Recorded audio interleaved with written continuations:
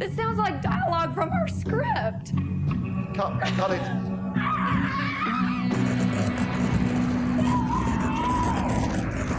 What the bloody hell's going on?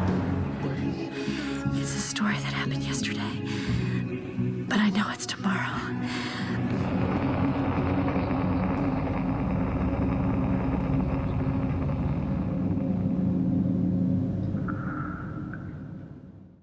I recently had the joy of watching the 2023 restoration of Inland Empire, and I had to make a video about it. Inland Empire was made by David Lynch. How long has it been since you've had a home-cooked meal? How long? Well, actually, I've been eating from the vending machine for over a week, and there's nothing left. Lasagna. He is the director most famous for his films Blue Velvet and Mulholland Drive, and a lot of people also know him for Twin Peaks. He's a surrealist. He's even got a literary descriptive term named after himself. His work explores stories through a dreamlike lens, while rarely ever letting us know if we're watching a dream or not. This style instantly puts his work above any film with the twist "it was all a dream" because of his intention. It was to never trick us, but instead to allow us as the viewer to have a deeper connection to the character and their underlying emotions that can't be put across with words. Over the course of 2.5 years, David would write a scene or just an idea that he got, and then with that little script or idea he would go out and shoot. Over 2 years later, the world was graced with the most obtuse and confusing bit of media anyone has ever made. Not only is it a goddamn challenge to figure out what actually is going on in this film, but also to try and take anything away from it after a first viewing. As I said, the film's pretty obtuse, and at around 3 hours long, it's really difficult to put it together in your head once it's finished. In the film's first third, it does follow a story. And that's the one I'll lay out for you now, so you can kind of get the groundwork for why this thing is so the way it is.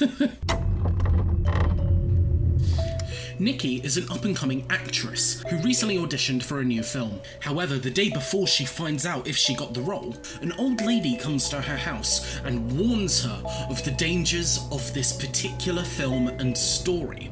What proceeds to follow is a confusing mashup of characters and ideas where story becomes reality and reality becomes fiction. Everything blends together from that point out.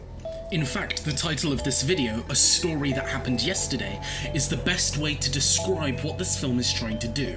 We are watching the story of what might happen if she doesn't heed the warning of the older lady. Now, that might not necessarily be fully true, but that's how the film lays it out for you in the opening.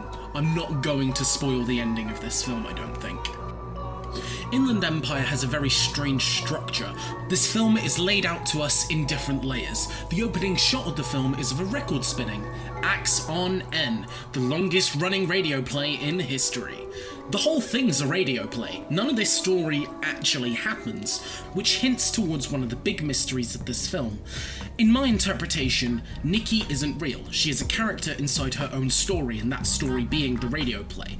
This story is of an actress getting the role and living her LA dream.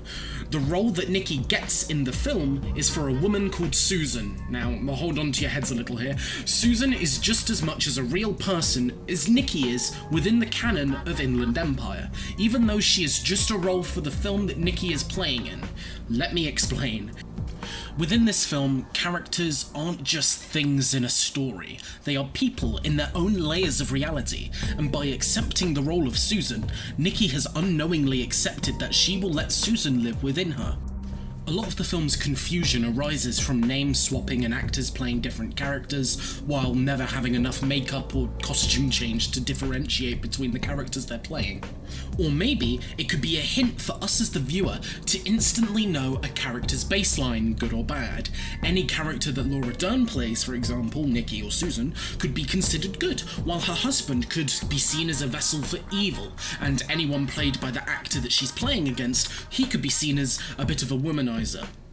As the film progresses, you will see more and more instances of these rabbit characters appearing, and I'll let you know straight away because it's a bit confusing how the film edits it.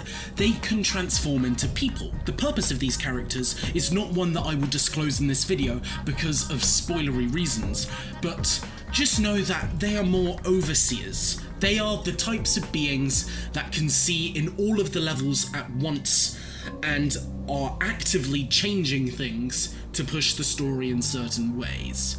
So, as you can probably already tell, this film is not normal in the slightest, and that's why I love it so much. It's such a different viewing experience. No film that I've ever seen has asked you to suspend your disbelief in such ways. Now, on the topic of how this film actually makes you feel as a viewer, it's difficult to say, because I feel like a lot of people will approach this film with their own interpretation, and therefore have a completely different emotional response to what they're seeing. But as many clips on the internet show, Lynch hates people knowing fully what his films mean. Or like how his show Twin Peaks is purposefully ambiguous as to what the fuck is going on.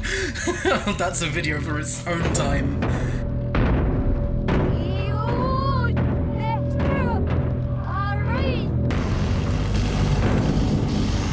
I think Lynch, when he first started making films, found a way to portray a feeling instead of a story necessarily, and Lynch is so much more about that feeling that the film gives you.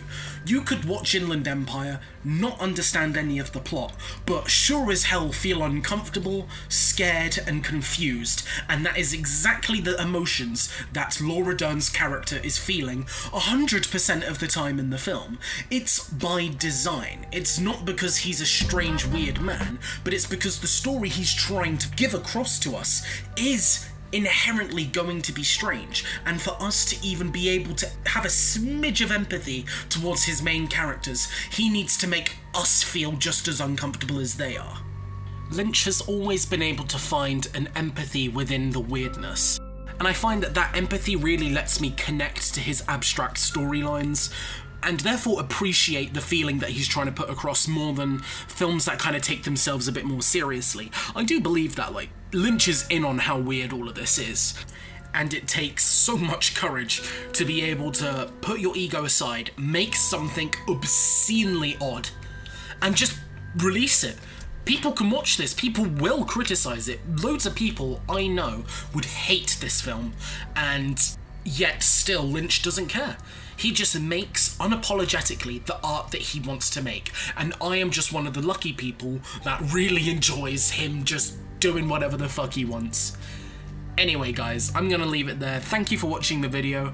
I don't know what films I really want to do. I'm probably gonna take into account a couple of the comments that I got in my last video, those being the Spider-Man films, the new animated ones that is, and No Country for Old Men as well. I really want to have a deep dive into that one at some point, but I was already working on the script for this one at the time, so I thought I'd make this one first. Anyway, I'm gonna stop rambling. Hope you guys have a lovely day. Don't forget to drink some water when you get the chance, and I will see you in the next one. Bye-bye! That was Markiplier. Why did I...